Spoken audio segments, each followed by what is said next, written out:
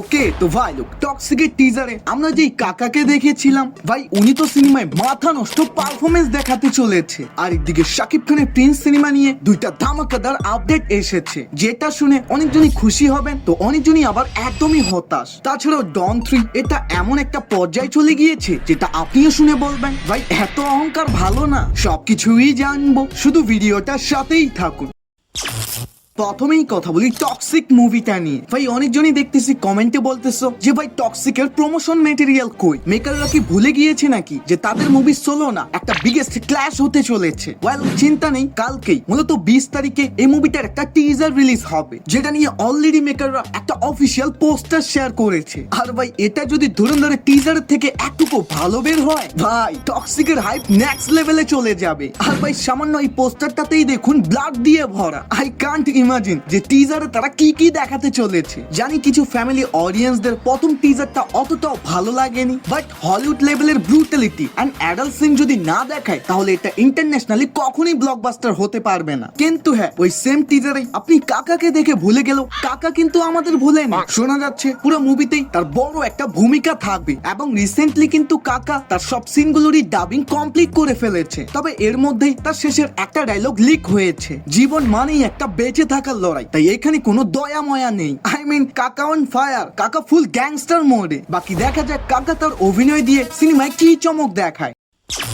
এখন কথা বলি ডন 3 মুভিটা নিয়ে। ভাই এই মুভিটা নিয়ে তো ঝামেলার আর শেষই দেখতেছি না, যেখানে রণবীর এই মুভিটা না করার জন্য নানা রকম অজুহাত দিতে থাকে, কিন্তু ওখানে ফারহান আক্তার বারবার তাকে 40 কোটির হুমকি দেখিয়ে তাকে এই মুভিটা করতে বলে, যেটা দেখে আমির খান কিছু বড় বড় প্রোডাকশন হাউসের ওনার ও সুপারস্টার সহ রণবীর ফারহান তাদের সবাইকে একসাথে আমির খান তার বাড়িতে ইনভাইট করে যে আর কতদিন তোমরা এভাবে লড়াই করবা, এটার পার্মানেন্টলি একটা সমাধান দরকার।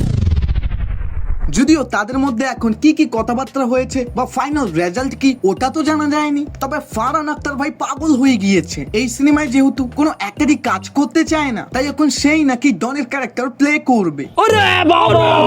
মানে কনফিডেন্স ভালো, তবে ওভার কনফিডেন্স একদমই ভালো না। তবে যখনই কোনো মুভির সে লিড চলেছিল ওই মুভিটার 12টা বেজে গিয়েছিল।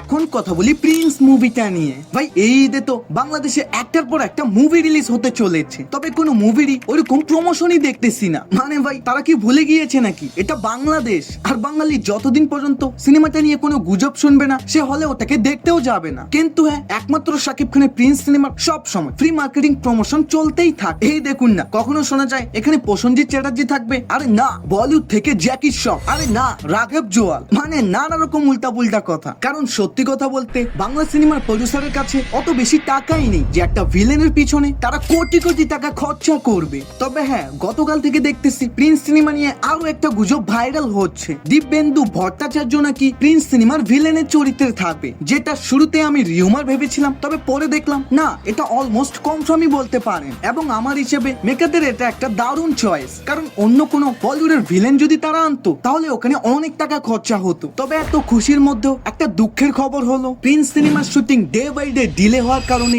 DOP Amit Roy prince cinema থেকে সরে এসেছে এবং বলিউডের একটা প্রজেক্টে সে আগে ভাগে চুক্তিবদ্ধ থাকার কারণে ওখানে তাকে যোগ দিতে হয়েছে। তবে চিন্তা নেই, প্রিন্সের সেটে সে তার সব টিম মেম্বারদেরই ওখানে কাজে লাগিয়ে রেখেছে। আর ভাই এভাবেই প্রতিদিন ভিডিও পেতে চাইলে বেশি কিছু না, এখনই চ্যানেলটাকে সাবস্ক্রাইব করে ফেল, কারণ অনেক সময় লাগে এইসব আপডেট গুলো খুঁজতে, তাই করে ফেল ভাই।